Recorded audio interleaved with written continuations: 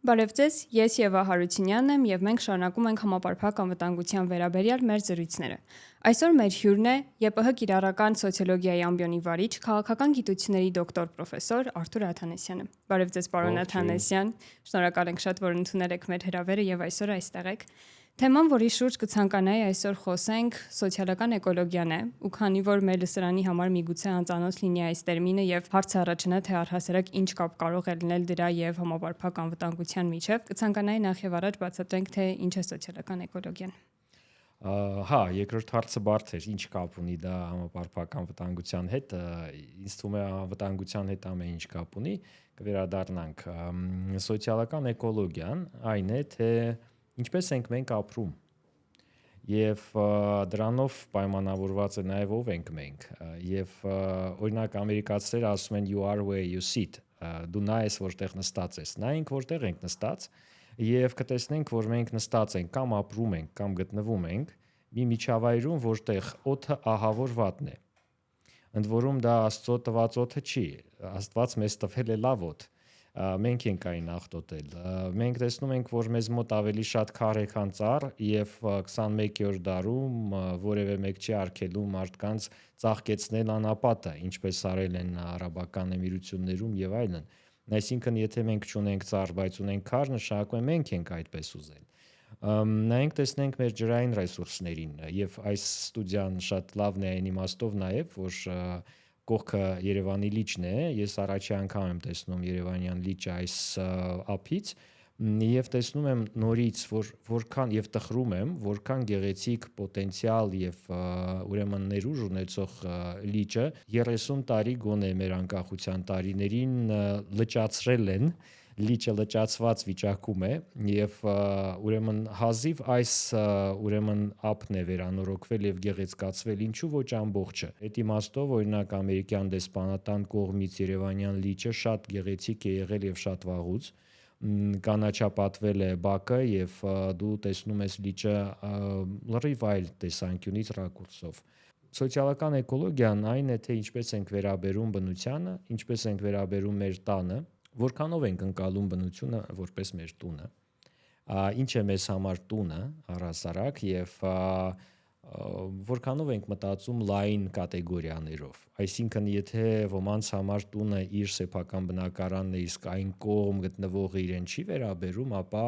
հա, մենք լայն մտածողություն չունենք, հեռատես չենք ընդհանրապես եւ սոցիալական էկոլոգիայով զբաղվող մեր գործընկերները օրինակ այսօր զբաղվում են նաեւ հորիզոնի խնդրով, արդյոք Երևանում գտնվողը տեսնում է հորիզոնը եւ այդ բարձր բնակելի շենքեր, որոնք որ կառուցվում են առանց որևէ տրամաբանության եւ զուտ միայն բիզնես մտածողությունից ելնելով փակել են մեր հորիզոնը, իսկ մարդ ով չի տեսնում հորիզոնն առավոտյան եւ երեկոյան եւ երբ որ արևը բարձրանում է եւ մայր է մտնում, զրկվում է այդպիսի մտածողություն ունենալուց։ Երբ որ դու չես տեսնում հորիզոնը, դու չես մտածում հեռատես սկզբունքով եւ դառնում ես քարանձավային մարդ։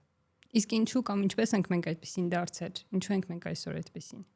Որովհետեւ այդպեսին եղել ենք, ինչպես բնության մեջ, այնպես էլ սոցիումում կան բազում տեսակի կենդանիներ եւ մարդիկ եւս բազում տեսակների են։ Ահա սա այն տեսակի կենդանին է, ես կենդանիներին շատ լավ եմ վերաբերում եւ սա վիրավորանք չի, շատ հաճախ ավելի լավ քան մարդկանց, որտեղ կենդանին անշահախնդիր է քեզ սիրում, իսկ մարդիկ շատ հաճախ կողմնակալ են։ Մենք այն տիպի կենդանին ենք, ով իրեն ուրեմն պարփակում է քարերով, աղոթում է քարերին, մեռնում է քարերով, իրեն ծածկում է քարով եւ հետո բողոքում, որ չունի լավ էկոլոգիա։ Մենք այդպիսին ենք եւ ով է մեղավոր, իսկապես այն մարդը, ով բնակեցրել է այս տարածքը, դա մենք ենք։ Եվ տեսեք նորից ֆիքսում ենք մեզ համար արդեն նոր մեթոդներով, օրինակ iPhone-ով, թե ինչպիսի աղտոտվածություն կա օդում եւ չենք տեսնում որևէ թթվածնային նշույլ անգամ, բայց շարունակում ենք գնել թանկարժեք բնակարաններ կենտրոնում, դրանով նպաստելով քաղաքի կանաչազրկմանը Եվ ես օրինակ խորհուրդ կտայի տնտեսել այդ փողը չտալ այդ նոր բնակարաններին, որպեսզի տակ ձեր բուժմանը, որովհետև շատ շուտով դա արդիական է դառնալու։ Իսկ արդյոք դա կարող են կապել ցուցադրական վարքի հետ, դրա արդյունքի հետ, այսինքն մարդիկ այսօր շատ անգամ փորձում են երևալ մի բան, թվալ մի բան, քան իրենք իրականում են։ Ցուցադրական վարքը շատ սուպեր թեմա է եւ այն մեր մասին է։ Մենք հայերս արևելյան ժողովուրդ ենք իսկապես, որովհետեւ սիրում ենք ցուցադրել։ Եվ եթե հիշենք Երիխ Ֆրոմին, հոգեբան Երիխ Ֆրոմին եւ իր գրքերից մեկը լինել թե ունենալ, մենք այո ունենալու մասին ենք ավելի շատ մտածում, քան լինելու մասին։ Մենք մտածում ենք քաջ Երևալու, ուժեղ Երևալու մասին ավելի շատ, քան լինելու մասին։ Մենք նաև 21-րդ դարի տեխնոլոգիաների մարդ ենք, այո, եւ մենք նախընտրում ենք օրինակ ունենալ շատ ընկերներ սոցցանցերում, բայց ովքեր են եւ որքանով լավն են այդ ընկերները, մենք չենք մտածում այդ մասին ընդհանրապես, նաեւ ինքներս չենք փորձում իրենց համար լավ ընկեր լինել։ Այսինքն ունենալու եւ լինելու տեսանկյունից մենք ուզում ենք ունենալ ավելի շատ, քան լինել։ Եթե մենք չմտածեինք ունենալու մասին, օրինակ մեքենաներ ունենալու մասին, այլ լինելու մասին առողջ, իսկապես մեր էկոլոգիան ավելի առողջ կլիներ։ Մենք սպառող ենք եւ մենք ցուցադրական վարք ենք դրսեւորում։ Մեր տիպիկ ցուցադրականությունը օրինակ շոփինգային է կամ նոր տարվա շեմին գժանոցը, որը ոչ մեկի դուր չի գալիս եւ այդ տխուր դեմքերով մարդիկ մեծ տոպրակներով բողոքում են նրանից, որ ստիպված են դա անելու։ Ժողովուրդ մի արեք։ Բայց մարդ պիտի հաղթահարի իր մենթալիտետը, որպեսզի չանի, իսկ ինքը իր ինքնահաղթահարմամբ չի ուզում զբաղվել, Ինչու՞։ որովհետև նորից նախընտրում է ունենալ եւ ոչ թե լինել։ Ինչի հետևանք է սա, ինչպես փոխվել, որովհետև հասարակության փոփոխության համար իհարկե տարբեր մակարդակներում է պետք փոփոխությունա, սկսած անձնային մակարդակից, հետո խմբային մակարդակ, հետո ավելի մեծ մակարդակում է պետք ինչ պետք է անել փոփոխության համար։ Բանն այն է, որ մարդիկ ստեղծում են իրենց շուրջ այնպիսի միջավայր եւ կառույցներ, որոնք չեն հակասում իրենց այդ մտածողության տեսակին եւ մենք կարող ենք խոսել այն մասին, օրինակ, որ կրթության համակարգը պիտի փոխի մարդկանց եւ դարձնի ավելի կիրթ։ Մեր հայկական ավանդական եւ մեր կողմից ստեղծված կրթական եւ ստեղծվող քաղաքական կրթական համակարգը, ներողություն, քաղաքականը նույնպես կարծես թե դարձնում է մեզ ավելի կրթված, բայց ոչ ավելի կիրթ։ Եվ ավելի կրթված, բայց անկիրթ մարդիկ շատ ավելի վտանգավոր են, որովհետև կրթություն ունեցողը, որը կիրթ մարդ չի, ավելի մեծ խնդրեմ է դառնում։ Մենք գիտենք ինչպես փչացնել, եւ դա անում ենք ավելի հմուտ ձևերով, որովհետև կրթված ենք։ Ավելի կիրթ, բայց պակաս կրթված մարդը շատ ավելի լավ մարդ է այս աշխարհի համար, ավելի կիրթ, պարկեշտ։ Հարցրեք ում ուզենաք, ով որ գոնե մի անգամ եղել է որևէ արտերկրում, համակեցության կանոնները իրենց տեսանկյունից դրսում ավելի լավ են, քան մեզ մոտ։ Մարդիկ կարողանում են միասին ապրել։ Իսկ մենք ահա այդքան մեծ թվով կրթված մարդիկ չենք կարողանում կիրթ լինել միմյանց հանդեպ, որովհետև նորից չենք ուզում։ Իսկ ինչու չենք ուզում։ Որովհետև այդպես ենք մտածում։ Մենք այդ տեսակն ենք եւ ինձ շատ հաճախ ընկերներս հիշեցնում են իմ մի հարցազրույցը բեգեմոտի մասին եւ մեկ միմյանց ասում են դու բեգեմոտ ես, որովհետեւ ես այդ օրինակն էի բերում, ես ասում եմ վերցնենք բեգեմոտին եւ սկսենք սովորեցնել իրեն լինել ինչպես շունն է, ավճարկա է։ Պարապացնում ենք, ուտացնում ենք, տրեյն ենք անում եւ ասում ենք դու իմ պաշտպանն ես, դու իմ ընկերն ես։ Միչեւ որ դու իրեն կերակրում ես, բեգեմոտը կհամաձայնվի քեզ հետ եւ կասի այո, ես շուն եմ, բայց ինքը դրանով շուն չի դառնում։ Եվ երբ որ քեզ պետք լինի իսկապես ընկեր, որը քեզ կպաշտպանի գայլերից, այդ բեգեմոտը չի անի դա։ Որովհետև դա իր ֆունկցիան եւ կարողությունը չի։ Ինքը համաձայնվում է, միչեւ որ դա ձեռնտու է։ Մենք այդ բեգեմոտն ենք։ Բեգեմոտը լավ բան է։ Բացապես իր տեղը իսկապես մի տեղում է, որտեղ որ ավճարկան չի ապրի եւ հակառակը։ Վատը այն է, որ մենք զբաղվում ենք ինքնախապեյությամբ եւ ուրիշներին նաեւ խաբելով։ Մենք օրինակ ինքնախապեյությամբ զբաղվեցինք ասելով, որ մենք ժողովրդավարական երկիր ենք։ Մենք զբաղվեցինք ինքնախապեյությամբ, ասելով, որ մենք եվրոպական ժողովուրդ ենք։ Եվրոպական ժողովուրդների փողոցները անհամեմատելի են մեր փողոցների հետ, որտեղ ամենամեծ մայրաքաղաքները, օրինակ Փարիզը, շատ ավելի կանաչապատ են, քան Երևանը։ Հիմա եթե մենք գոնե ուզենայինք նմանվել իրենց, ինչպես դուք եք ասում, ցուցադրական վարքի տեսանկյունից, գոնե եկեք ի ցույց դնենք, որ մենք գոնե ուզում ենք նմանվել Եվրոպային, բայց մենք դա էլ չենք անում, որովհետև մենք վերցնում ենք այն, ինչ Բեգեմոտը կվերցներ, այնպիսի կողմեր, որոնք անշառ են մեզ համար եւ պատասխանատվություն չեն ենթադրում։ Այնքան դեպք կա, երբ որ կանաչապատումից հետո, իսկ կանաչապատումը ցուցադրական վարք էր, այդ ծառերը չջրվեցին եւ չչորացան։ Այդ ջրելն է իրական քո ներդրումը, ոչ թե կանաչապատումը։ Հա, ծառը տնկել ես, բայց ցույց ես տվել, բայց ջրիշ եւ այդ ջրելու process-ը աներևացող կողմն է, չերևացողն է, բայց իրական քո վերաբերմունքն է բնությանը։ Աստորեն այս մասով կարելի է ասել, որ մենք ի ցույց դնելով որոշակի բաներ, որոնք քաղաքակրթության եւ քաղաքակրթվածության մասին են, հետամուտ չենք լինում, որովհետև իրական մարդը այդ հետամուտ լինելու մեջ է, եւ դրանով մենք ցույց ենք տալիս, թե մենք ով ենք, եւ հիմա մենք այո հերթական անգամ ցույց ենք տալիս մեզ, ինքներս մեզ, որ մենք հիվանդ ժողովուրդ ենք։ Ես տաքսի էի նստել երեք եւ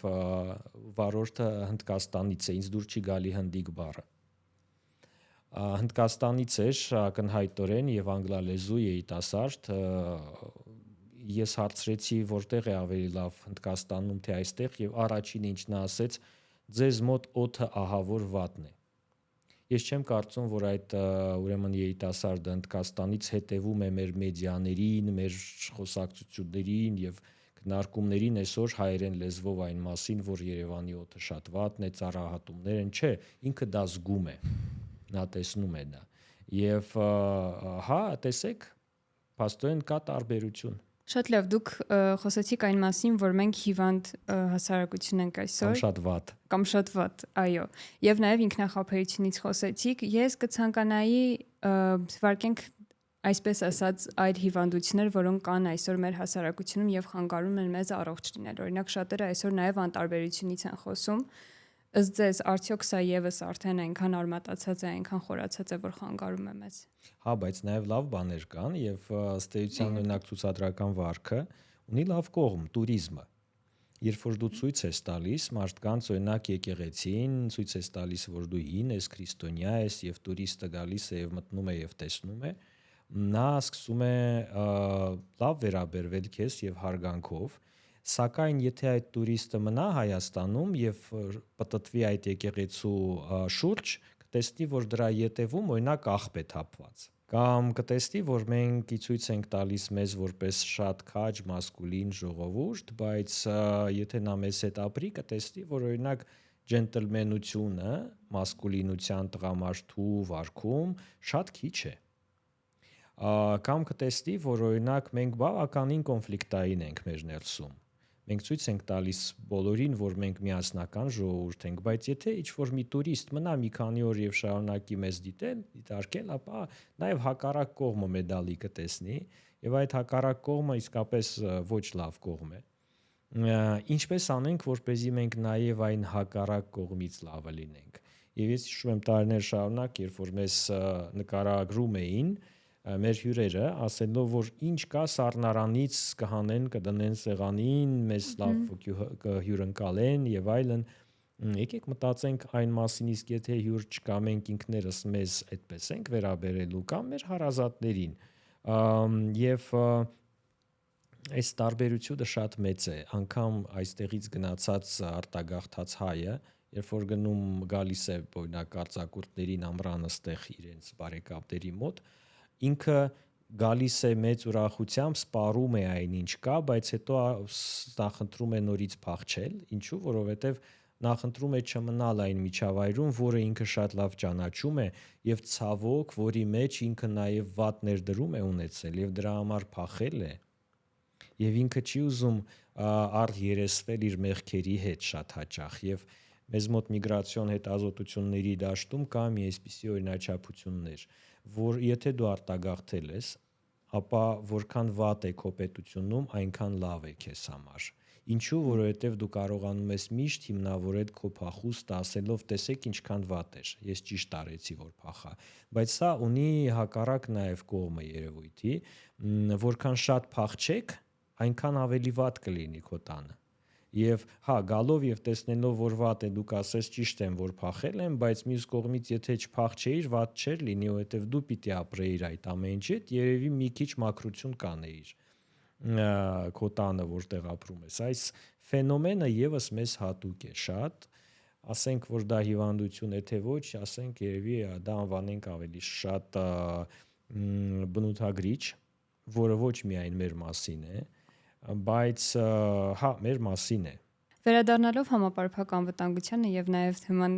կապելով դրա հետ, համապարփակ անվտանգությունը ենթադրում է, որ հասարակության յուրաքանչյուր անդամ պետք է ներդրում ունենա անվտանգությունում եւ մենք պետք է միասնական գործենք։ Այս տեսանկյունից նաեւ կապելով մեր հասարակական հարաբերությունների հետ, արդյոք մեր այսօրվա հասարակությունը ի վիճակի է երկարատև միասնական աշխատանքի թե ոչ։ Ուսումնասիրություններ, որոնք կատարվել են սոցիոլոգիական մեթոդաբանությամբ, ցույց են տալիս, որ որպեսզի մեծ գործեր միասին անենք, պիտի փոքր գործեր միասին կարողանանք անել եւ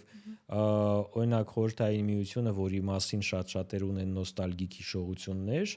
բայց իրենք սխալվում են մտածելով, որ սա միայն սովետական միությանն էր հատուկ, այսօրվա Ամերիկան է այդպես ապրում։ Այդտեղ կար եւ այսօր Ամերիկայում եւ այլ պետություններում կան անընդհատ մարդկանց մեջ մարդկանց պրոյեկտների մեջ ներգրավելու մոտեցում, մեթոդաբանություն եւ պետության կողմից եւ վարչական մարմինների կողմից եւ համայնքների կողմից բարբերաբար մարդկանց կոպիտ ասած բզում են, ասելով այսօր ծառատունք է։ Մյուս շաբաթ համերգ է, միասին կազմակերպում ենք վոլոնտյորներ, կանոնավորներ ենք հավաքագրում, այսինչ ակցիա է, աղբահանություն մաքրում փողոցների, միասին կազմակերպում ենք իվենթ, միասին անում ենք, չգիտեմ ինչ, որպեսզի մարդիկ միասին անընդհատ կարողանան փոքր գործեր անել, անվճար, անպայման չվճարովի եւ չկորցնեն այդ կարողությունը, այդ skill կոչվածը, միասին ապրելու արվեստից չփախչեն եւ չմոռանան, որ այդ արվեստին տիրապետում են, որպեսզի երբ որ գա բարդ ժամանակ, մեծ գործանելու ժամանակ, պրոբլեմներ, իսկ բոլոր պետությունները գիտեն, որ մեծ պետություններ ունեն ավելի մեծ պրոբլեմներ, քան փոքր պետություններ։ Բնակչությունը պիտի պատրաստ լինի ոչ թե տխրության, ոչ թե դժվարությունների, այլ միասին կպնելու եւ հարցեր լուծելու։ Այդ կարողությունը անընդհատ տակ պետք է պահել մարդկանց մեջ։ Մենք ենք, որ անընդհատ խնդիրների մեջ լինելով եւ դրանից չենք խորշում եւ չենք լացում եւ չենք փախչում ի պատիվ մեզ, մենք նետվում ենք վտանգի վրա եւ միշտ ենք այդպես եղել ի պատիվ մեզ, բայց այդ նետվելը պետք է մեծամասնական լինի եւ ոչ փոքր սեգմենտներով, երբ որ ոմանք նետվում են օդանավակայան կամ մեքենաների մեջ, որ փախչեն Թիֆլիս, իսկ մյուսները նետվում են մարտի դաշտ, որպեսզի պաշտպանեն, այդպես չի լինում։ Եվ հարցը ոչ միայն արժեքների տարբերության մասին է, այլ նաև կարողության։ Ես գիտեմ շատ մարդկանց, դուք էլ երևի, ովքեր պատրաստ են ինչ-որ բան անելու ամեն օր մեր պետության համար, բայց չգիտեն ում հետ միավորվեն եւ ինչպես միավորվեն։ Եվ մտածում են երևի հասցե եւ հեռախոսահամար պիտի որևէ տեղ գրված լինի, որ զանգեն եւ գնան եւ միավորվեն, բայց միշտ չէ որ դա այդպես է, բայց եւ բացի այդ կարողությունը պիտի մարդու մեջ ձևավորի գիտելիք նաեւ ինչպես անեմ եւ ինչ անեմ, եթե լինի պրոբլեմ համար 1, 2, 3, 4։ Ճապոնիան դրա լավ օրինակն է։ Երկրաշարժերին պոտենցիալ իմաստով պատրաստ են փոքրից դեպի մեծը, որովհետև պարբերաբար իրենք մտնում են այդ մոդելավորման դաշտ տրեյնինգների մեջ, դպրոցականներից սկսած, ինչ անենք, եթե սկսի ճոճել, եւ շատ լավ դա գիտեն։ Մենք, որ իսկապես խնդիրների մեջ ապրող ժողովուրդ ենք, որևէ անգամ չենք վերիմաստավորել մեր կարողությունը միավորվելու եւ գործելու միասնաբար։ Ինչու չեն կարել դա ասես։ Նորից այդ բեգեմոտն է, գիտեք, ինքը կարացույց տա, որ տխրում է շատ զոհերի պատճառով 88 թվական երկրաշարժ, շատ տխրում է, որովհետև թշնամին մեր վրա արձակվել եւ կարձակվի, իսկապես շատ տխրում է այդ բեգեմոտը, բայց ավչարկա պիտի լինես, որպեսզի սկսես train լինել։ Բեգեմոտը ասում է Աստված տա, ոչինչ չի լինելու։ Եվ մենք նաև էլի արևելյան իմաստով ենք ժողովուրդ, որովհետև արևելքում հակված են մտածելու, որ վերջը լավ է լինելու։ Արևմուտքում է, որ ասում են, որպեսզի վերջը լավ լինի, պետք է այսօր պատրաստվես։ Ես միշտ ասել եմ, որ ինչով է տարբերվում արևելքը արևմուտքից, որ արևելքում երեխաներին դաստիարակում են հեքիաթներով, իսկ արևմուտքում դետեկտիվներով։ Դետեկտիվում հստակ ցույց է տրվում ինչ անել, որ բռնես վատին, հանցագործին, մանյակին, իսկ եւ փոքրուց կարդում են դետեկտիվներ, գրում են դետեկտիվներ, իսկ մենք հեքիաթներ ենք գրում իջև այսօր։ Դետեկտիվ գրող հայ հեղինակ գիտեք։ Շատ լավ, դուք նշեցիք նաև այն մասին, որ մարդիկ, որոնք պատրաստ են ամենօրյա աշխատանք կատարել օրինակ պետության համար, չգիտեն ում հետ միավորվել, չգիտեն ինչ անել, արդյոք սա նաև հասարակության բևեռացման արդյունք է, արդյոք չկան արժեքներ, որոնց շուրջ մենք կարող ենք համախմբվել, որովհետև եթե մենք հետ ենք նայում, արտակարգ իրավիճակներում պատերազմի դեպքում մենք այսպես շատ արագ կարողանում ենք համախմբվել ու միասնական աշխատել,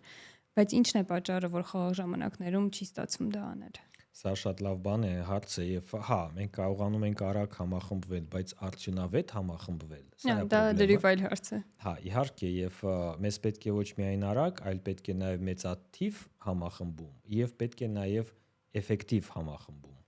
Այս մասին ես չէի ուզենա արդեն ասել արդյունքներ, ինչպիսին ենք եւ ցանկացած այսպիսի երկխոսություն նաեւ քարոզչություն է, որպես քարոզչության էլեմենտ կասեի, այո, մենք շատ լավ նաեւ էֆեկտիվ ենք համախմբվում եւ որպեսզի մարդկանց կոպիտ ասած չհուսահատենք, բայց էֆեկտիվության մասին պետք է մտածենք եւ այդ իմաստով կարողությունը շատ կարեւոր է։ Շատ կարեւոր բաղադրիչ է համապարփակ անվտանգային համակարգի մարդկային ռեսուրսների ճիշտ հաշվարկումը եւ գնահատումը եւ կիրառումը։ Ինչու որովհետեւ մենք սակավ փոքր ազգ ենք եւ յուրաքանչյուր մարդ արժեք է մեզ համար։ Եվ այդ արժեքը արժե զրկելը շատ սխալ մոտեցում կլիներ եւ վտանգավոր։ Մենք իսկապես արժե զրկում ենք ինքներս մեզ եւ ինչու, որովհետեւ չենք խրախուսում լավը։ Եվ նաեւ չենք հաշվարկում մեր կարողությունները,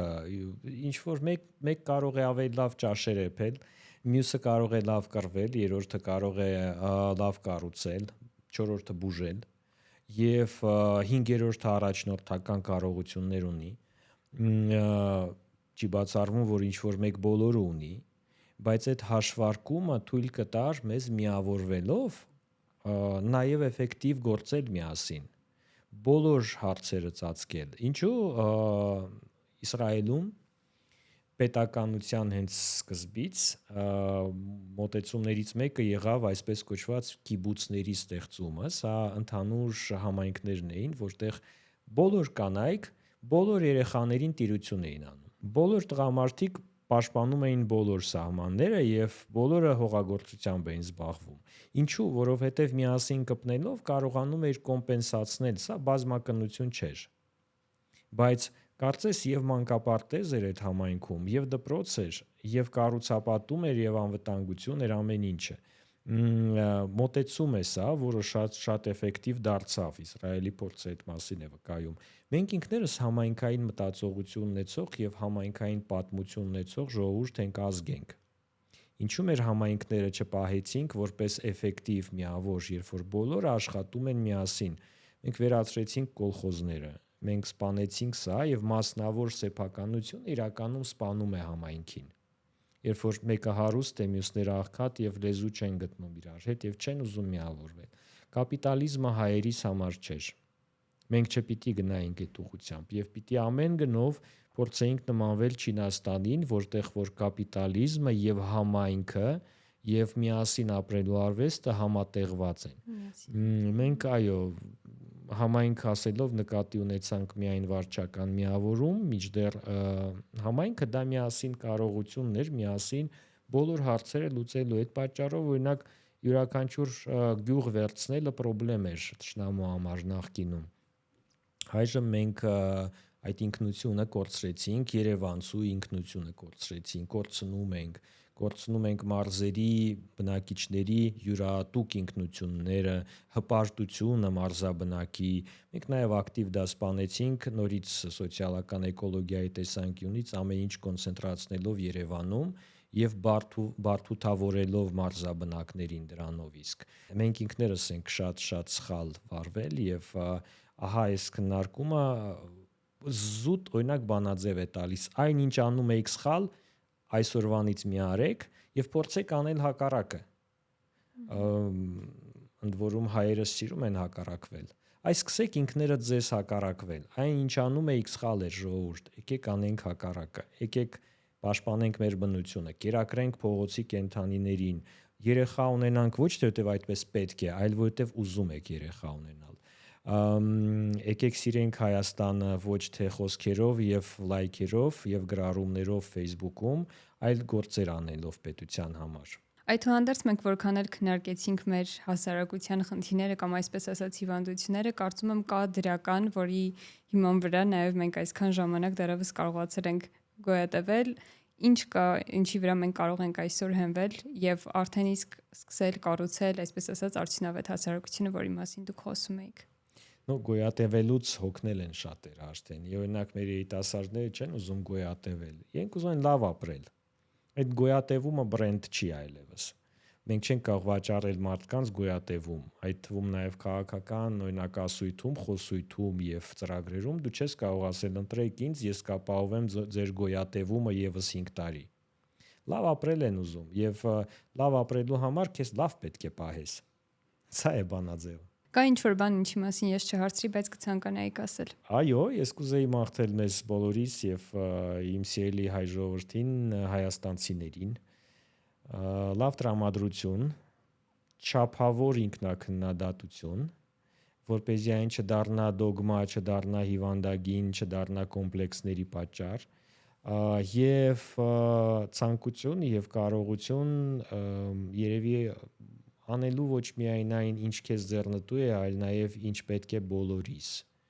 Եկեք միմյանց փորձենք սատարել եւ ոչ թե խանգարել, եկեք այդ ճուզողությունը, ով այդպիսին է, մի կողմ դրեք, որովհետեւ նաև ճուզող կերպարն է արդեն հոգնածրել բոլորին եւ շատ կանխատեսելի է ընկերներ, երբ որ մյուսին խանգարում եք։ Եկեք հասկանանք եւ հասկացեք եւ բոլորս գանք այն եզրակացության, որ մեր բոլոր խնդիրների պատճառների մի մասը մենք ենք։ Եկեք գոնե ինքներս մեզ համար դժվարություններ չստեղծենք։ Շատ լավ, շնորհակալություն շատ հետաքրքիր զրույցի համար։